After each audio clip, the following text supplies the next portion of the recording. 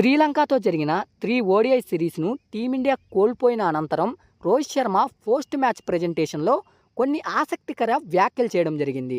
ఈ వ్యాఖ్యలు ఎలా ఉన్నాయి అంటే కొంతమంది ప్లేయర్స్కి స్వీట్ వార్నింగ్ ఇచ్చినట్లే ఉంది.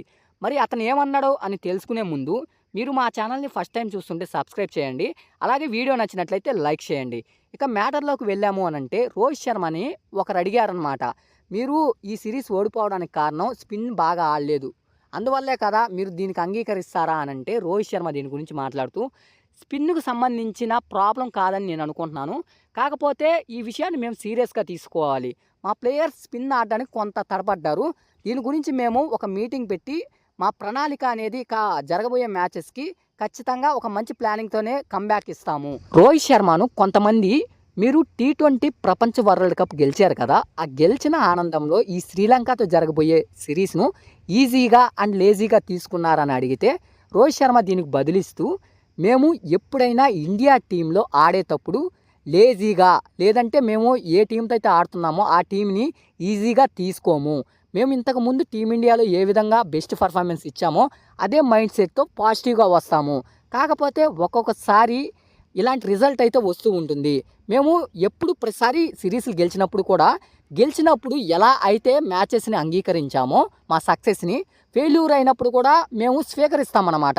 అప్పుడే మేము కొత్త విషయాలు అయితే నేర్చుకుంటాము. సో అలా అయితేనే మా టీమిండియా స్ట్రాంగ్గా ఉంటుంది అని అతను బదులు ఇవ్వడం జరిగింది. ఇంకొక విషయం కూడా మాట్లాడడం జరిగిందనమాట. మా టీమిండియా స్క్వాడ్లో చాలామంది ప్లేయర్స్ అయితే బెంచ్కి పరిమితమై ఉన్నారు, వాళ్ళు టీమిండియాలో ఆడాలి అనేసి.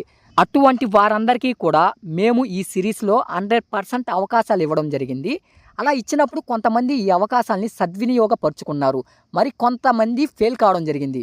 ఫెయిల్ అయిన వాళ్ళల్లో ప్లేయర్స్ ఎవరైతే ఉన్నారో వాళ్ళల్లో మేము టాలెంట్ లేదనేసి అనడం లేదు. వాళ్ళ అద్భుతమైన బ్యాటింగ్ ద్వారా ఇదివరకు రోజుల్లో టీమిండియాకి మంచి విజయాలు అందించడం జరిగింది.